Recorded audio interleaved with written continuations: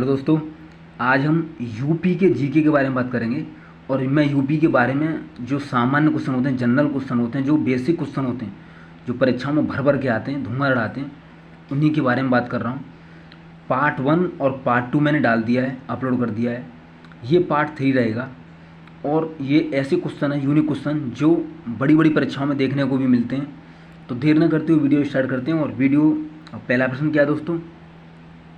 पहला प्रश्न है, एमपी से 3 तरफ से घिरा जिला, मतलब एमपी से कौन सा जिला 3 तरफ से घिरा हुआ है?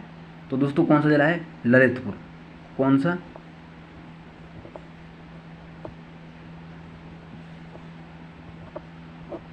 जो ललितपुर जिला है ये एमपी से 3 तरफ से घिरा हुआ है। किससे? 3 तरफ से घिरा हुआ है। तो चौथी तरफ से ये फिर किससे सीमा साझा करता है? झांसी से। किससे? झांसी से। इतना आपको याद रखना है, ठीक है जी। सर्वाधिक क्या? सर्वाधिक राज्यों को स्पर्श करने वाला जिला, मतलब ये है कि यूपी का कौन सा जिला सर्वाधिक राज्यों को स्पर्श करता है? कौन सा करता है दोस्तों? सोनभद्र। कौन सा?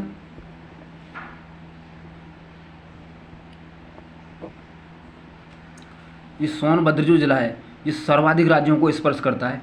और ये ऐसे भी प्रश्न आ जाता है कि यूपी का ही नहीं, पूरे भारत का ऐसा कौन सा जिला है जो 5 राज्यों की सीमा बनाता है? तो कौन सा है? सोनभद्र। एक तो ये यूपी में है ही है, और 4 राज्यों की और सीमा बनाता है। तो नेक्स्ट क्वेश्चन देख लेते हैं। सोनभद्र से सटे राज्य, मतलब कितने राज्य इसके सीमा साझा करते हैं? 4 राज्य। कौन कौन से सीमा साझा करते हैं, जो उनके नाम क्या हैं दोस्तों? मध्य प्रदेश, छत्तीसगढ़, बिहार और झारखंड। इतना आपको याद रखना है। प्रश्न कैसे आता है? यहाँ से 3 प्रश्न बनते हैं। एक तो ये बनता है कि यूपी का कौन सा जिला सर्वाधिक जिलों के साथ सीमा साझा करता है, सर्वाधिक राज्यों के साथ सीमा साझा करता है, तो सोनभद्र है। दूसरा ये बनता है सोनभद्र कितने राज्यों के साथ सीमा साझा करता है? तो 4 राज्यों के साथ। कौन कौन से राज्य? एमपी, छत्तीसगढ़, बिहार और झारखंड। एक प्रश्न ये भी बन जाता है, वो ये कह देता है इनमें से कौन सा राज्य है जो सोनभद्र के साथ सीमा साझा करता है या नहीं करता है। ठीक है, इतना आपको याद होना चाहिए, ठीक है जी। नेक्स्ट क्वेश्चन देख लेते हैं। 3 राज्यों से घिरा जिला, इसका मतलब क्या है? यूपी का कौन सा जिला ऐसा है जो 3 राज्यों से घिरा हुआ है? तो कौन सा है दोस्तों? सहारनपुर। कौन सा है? सहारनपुर। और दोस्तों ये किन किन राज्यों से घिरा हुआ है? तो आप एक बार देख लो। एक तो ये हरियाणा से घिरा हुआ है। किससे? हरियाणा से, हिमाचल प्रदेश से और उत्तराखंड से। इतना आपको याद रखना है। 3 प्रश्न बनते हैं। कैसे बनते हैं? पूछ लेता है सहारनपुर कितने राज्यों के साथ सीमा साझा करता है, या कितने राज्यों से घिरा हुआ है? 3 राज्यों से, पहला प्रश्न। दूसरा ऐसे बनता है 3 राज्यों से घिरा हुआ जिला कौन सा है? सहारनपुर। घुमा के दे देता है। और ये बन जाता है ये किन किन राज्यों से घिरा हुआ है? हरियाणा, हिमाचल प्रदेश और उत्तराखंड। इतना आपको याद रखना है। और दोस्तों एक बात और याद रखनी है, ये यूपी का उत्तरी जिला है। कौन सा? उत्तरी जिला है ये। सहारनपुर उत्तरी जिला है। पूर्वी जिला कौन सा है? बलिया है। पश्चिमी जिला कौन सा है? शामली है। और उत्तरी जिला सहारनपुर, और दक्षिणी जिला कौन सा है? सोनभद्र है। दक्षिणी जिला कौन सा है दोस्तों? सोनभद्र है। इतना आपको याद रखना है। अगला प्रश्न, बिहार और उत्तराखंड, क्या बिहार और उत्तराखंड और नेपाल से सटे जिले, इसका मतलब ये है यूपी के बिहार, उत्तराखंड और नेपाल से कितने कितने जिले सीमा साझा करते हैं? तो 7 जिले सीमा साझा करते हैं। कितने कितने जिले सीमा साझा करते हैं? 7 जिले सीमा साझा करते हैं।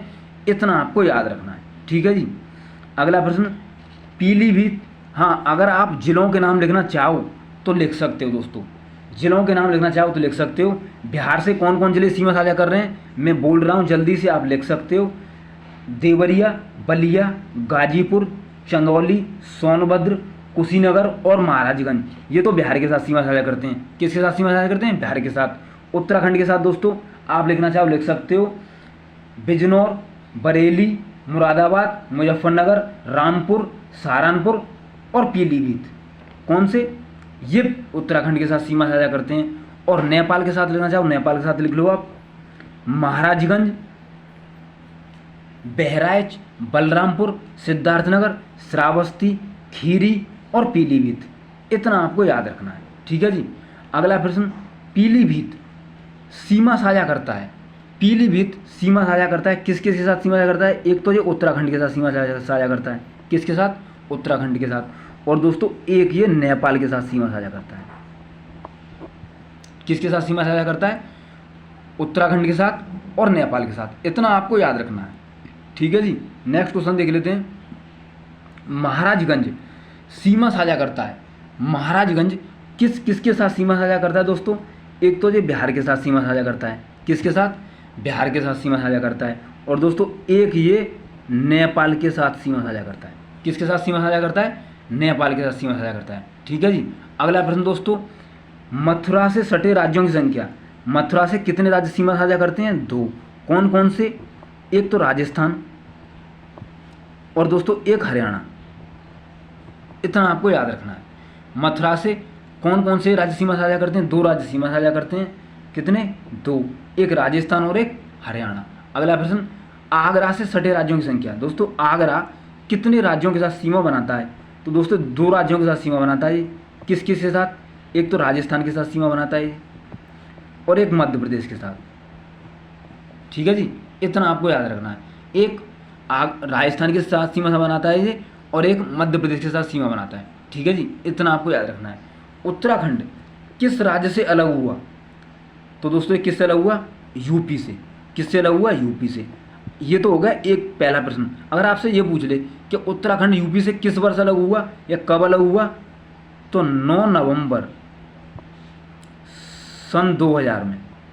किस में? 9 नवंबर 2000 में। दोस्तों मैं आपको एक बात और बता दूं, आप अभी के अभी लिख लो। और पूछा हुआ प्रश्न कई बार परीक्षाओं में आ चुका है। वो ये पूछ लेता है सन 2000 में कितने राज्यों से कितने राज्य अलग हुए। तो दोस्तों मैं यहाँ पे आपको बता देता हूँ लिख के। सन 2000 में 3 राज्यों से 3 राज्य अलग हुए। कौन कौन से? यूपी से तो उत्तराखंड अलग हुआ, एमपी से छत्तीसगढ़ अलग हुआ। ठीक है जी। और दोस्तों बिहार से झारखंड अलग हुआ। इतना आपको याद रखना है। और सन एक ही थी, मतलब 2000 वर्ष ही थी। जो एमपी से छत्तीसगढ़ अलग हुआ था ये 1 नवंबर 2000 में अलग हुआ था। यूपी से उत्तराखंड 9 नवंबर 2000 में अलग हुआ था। बिहार से झारखंड 15 नवंबर सन 2000 में। इतना आपको याद रखना है। और एक प्रश्न और बता दूं, अगर आपसे ये पूछ ले कि छत्तीसगढ़ अपना जो स्थापना दिवस कब मनाता है? 1 नवंबर में। और उत्तराखंड कब मनाता है अपना स्थापना दिवस? 9 नवंबर में। और झारखंड अपना स्थापना दिवस कब मनाता है? 15 नवंबर में। सन एक ही थी 2000 और इनकी तिथि अलग अलग थी। इतना आपको याद रखना है। बहुत इंपॉर्टेंट प्रश्न है, कई बार परीक्षा में आ चुका है। ठीक है जी। आगे चलते हैं। यूपी का जो विधानमंडल है वो कैसा है? तो आप याद रखोगे द्विसदनात्मक। कैसा? द्विसदनात्मक। या आपको ये कह सकता है द्विसदन। कैसा? द्विसदन। उच्च सदन और निम्न सदन। और दोस्तों एक और बात बता दूं, जो द्विसदन वाले भारत में राज्य हैं अब वर्तमान में वो 6 राज्य हैं। कितने हैं? 6। एक तो यूपी है, बिहार है, महाराष्ट्र है, कर्नाटक है।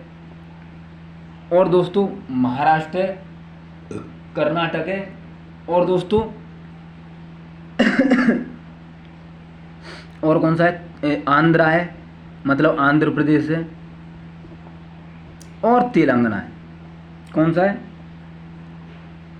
कहाँ पे लिखूँ? यहाँ पे लिख देता हूँ तेलंगाना। तेलंगाना।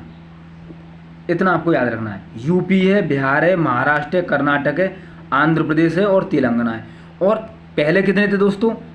पहले 7 थे। इसमें कौन सा शामिल था 7वां? जम्मू कश्मीर। जब से वो अलग हुआ है लद्दाख और वो, तब से वो अलग हो गया, द्विसदनात्मक नहीं है। ठीक है जी।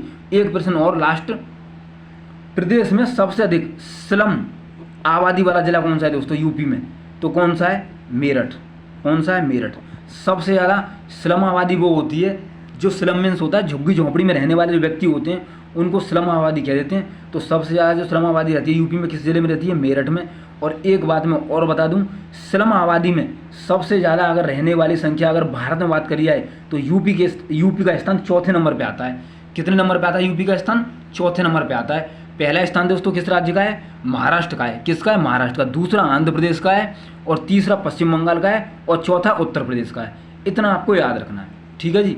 ये बहुत ही यूनिक क्वेश्चन थे और बहुत ही इंपॉर्टेंट प्रश्न थे।